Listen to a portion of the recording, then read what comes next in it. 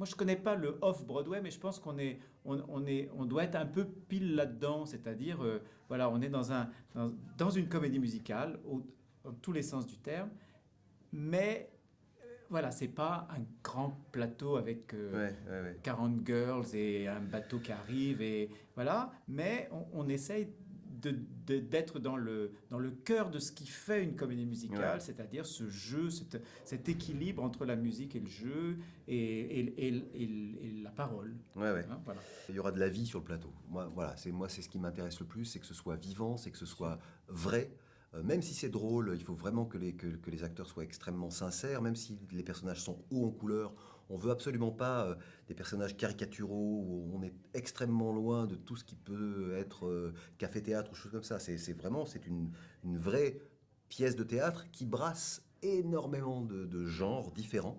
Et donc là, c'est peut-être là pour le coup, là où on est un peu originaux, c'est que on va passer de personnages très hauts en couleur, avec des péripéties, avec des choses assez drôles et vives, dynamiques, avec des vrais moments extrêmement sombres, puisque quand même, malgré tout, c'est une vraie tragédie, cette histoire.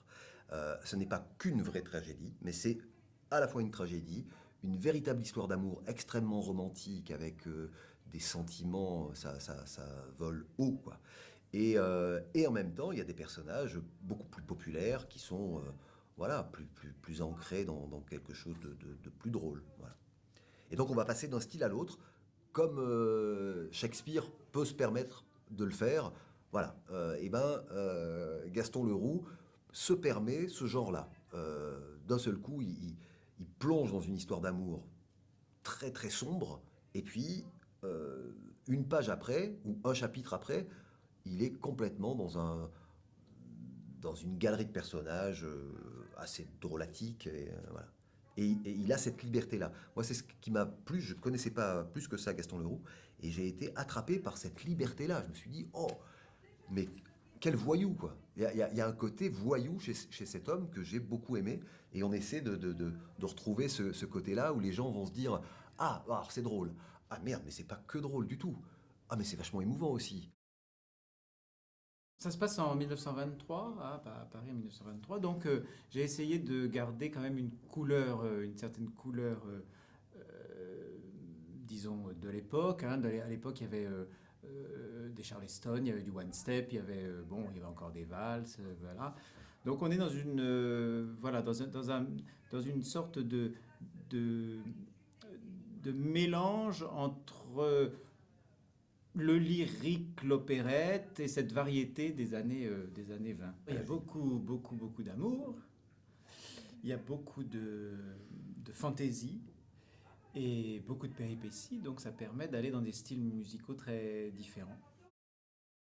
On a trois coups de cœur, hein. Ouais, ah ouais, oh oui, oui. On Ouais, a eu ouais. vraiment les trois coups de cœur qu'on espérait. Mm. Charlotte, c'est Christine, Qui est la jeune qui est la jeune première. première, qui est l'héroïne, qui est d'ailleurs le même prénom d'héroïne que dans le Fantôme de l'Opéra. C'est amusant, ça devait être peut-être quelqu'un qui Je aimait pense que, bien ouais, Gaston ouais, Leroux, ouais, hein, peut-être Christine, ouais, hein, ouais. voilà. Un peu cliché de dire ça, mais elle est très solaire. Elle illumine le truc. Et en plus, quand on l'habille en 1923, alors on a l'impression de plonger dans l'époque en Ouais, ouais. plus. Édouard Thiebaud, qui joue le rôle de Bénédicte, qui est un homme affublé d'un physique extrêmement désagréable, qui l'empêche de vivre une vie tout à fait normale. Il est extrêmement d'une laideur effroyable. Et donc ça nous a fait marrer de prendre un garçon extrêmement beau et très élégant. Et il ne sera pas grimé du tout. C'est juste les autres qui nous rappelleront durant la pièce qu'il est vraiment laid. Et donc cet Édouard, bah voilà, je l'ai dit, voilà, c'est quelqu'un d'extrêmement élégant et qui apporte quelque chose d'immédiatement émouvant. Voilà. Un frémissement comme ça. Voilà. Oui, oui. Voilà. Mais pas que, hein, Mais pas que, ouais, et ouais. voilà, et alors, puisqu'ils ont quand même des compositions Voilà. à faire, et il Ouais, fait ouais, des il est assez à compositions l'aise très dans les drôles, oui, propositions oui. drôles. Alexandre Jérôme, qui lui est l'acteur qui va devoir incarner le plus de personnages. Il a un personnage principal qui est le fiancé de la jeune première, et à côté de ça, il a une ribambelle de personnages, tous plus ben, Différent. différents Les uns et des autres. voilà. Et, et on est tombé eh ben, voilà, très très fan de sa liberté de proposition. Sa Il est versatilité. extrêmement, voilà, il est extrêmement inventif.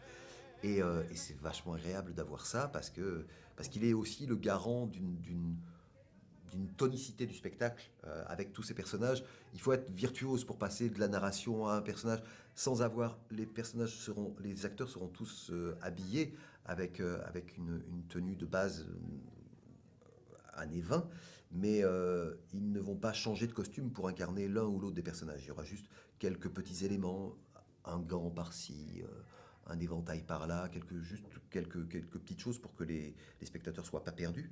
Et donc il faut du coup que les propositions des acteurs soient extrêmement précises et nettes. Et là, chez les trois, on est tombé sur des acteurs qui sont... voilà, ils sont... c'est difficile de tomber sur des gens très bons chanteurs, très bons comédiens et absolument ravissants dans une équipe, quoi, puisqu'ils sont... C'était notre... voilà, on voulait des gens bons chanteurs, bons comédiens Et pas- bonne personne. et bonnes personnes, pour être poli, et voilà. Et pas casse-bonbon, quoi. Voilà. Et ils le sont pas du tout, c'est vraiment chouette, quoi. Oui, oui, c'est très très chouette. Vraiment. Pour l'émotion, mais pour les émotions, parce qu'il y a Les vraiment, émotions. voilà, les émotions. C'est vraiment un spectacle atypique dans le sens qu'il est riche de plein d'émotions extrêmement diverses et voire contradictoires. Voilà, en fait. Et puis peut-être pour être surpris Mm. de savoir, de venir voir qu'est-ce qui se cache derrière ce titre. Oui, en plus. Oui, oui, parce qu'il y a un vrai mystère quand même.